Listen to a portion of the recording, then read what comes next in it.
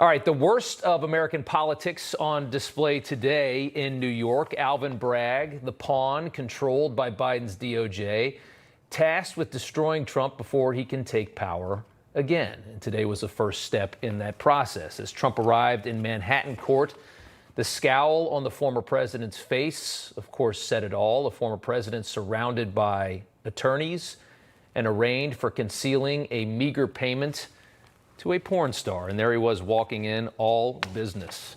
A woman threatening to reveal an alleged dalliance from more than a decade earlier is why we saw this ridiculous spectacle today. It was all just before the election. She said she was going to reveal the story.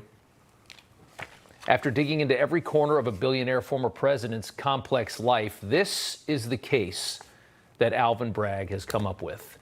This and only this. 34 ridiculous counts for one action. Alvin Bragg again humiliating himself as a district attorney, destroying America's greatest city. Bragg is a public defender masquerading as a district attorney. And today Bragg stood up in front of the country after the arraignment of a former president and for the first time in his entire career pretended that he was tough on crime. True and accurate business records are important everywhere, to be sure. They are all the more important in Manhattan, the financial center of the world. We cannot and will not normalize serious criminal conduct.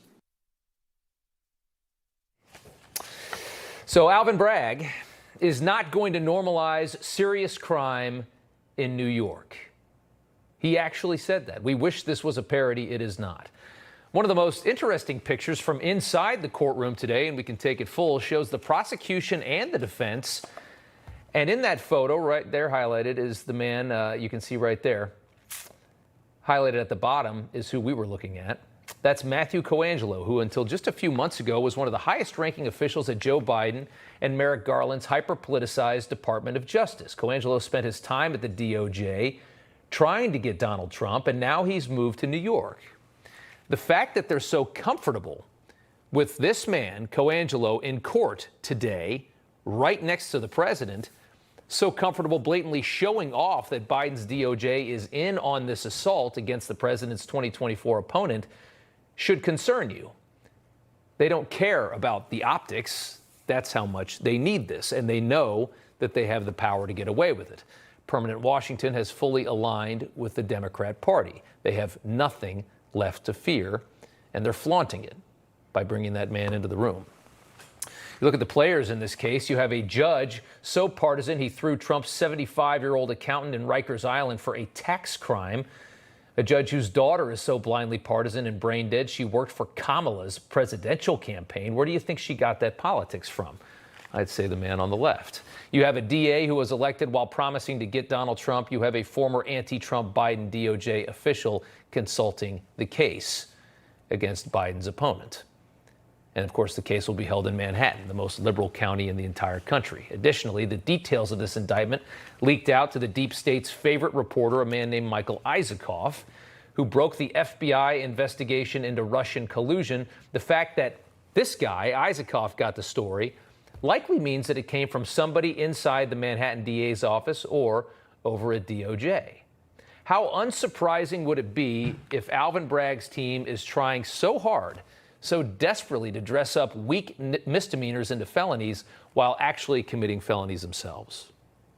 It wouldn't shock you at all at this point. Over at the White House, KJP is pretending that anybody believes that the White House had nothing to do with this assault on Biden's 2024 rival. When we first learned about the indictment, the president was not given a heads up.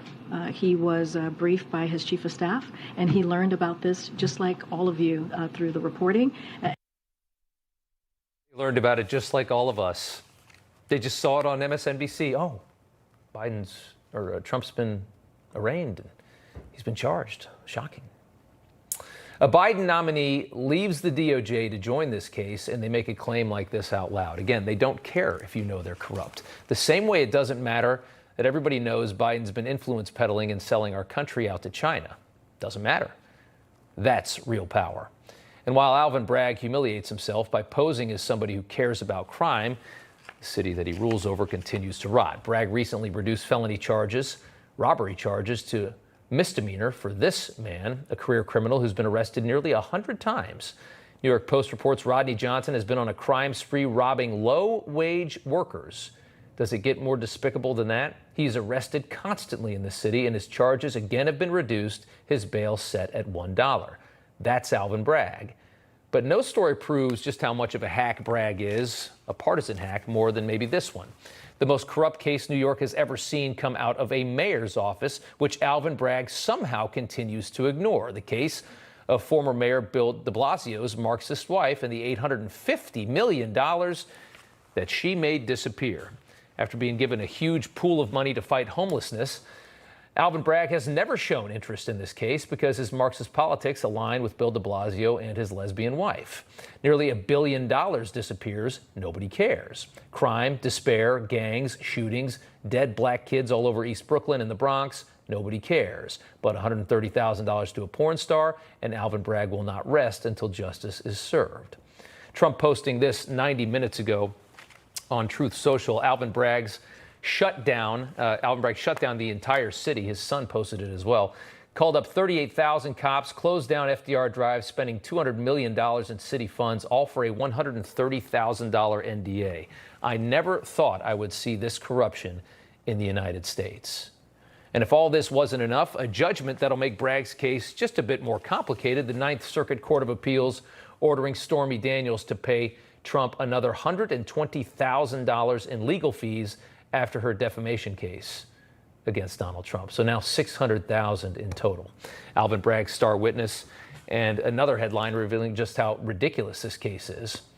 Don't forget, one benefit about having a senile president is sometimes he blurts out the most critical state secrets, like Biden did last year at a news conference when he was asked about Donald Trump. We just have to demonstrate that he will not take power if he does run, making sure he, under legitimate efforts of our Constitution, does not become the next president again.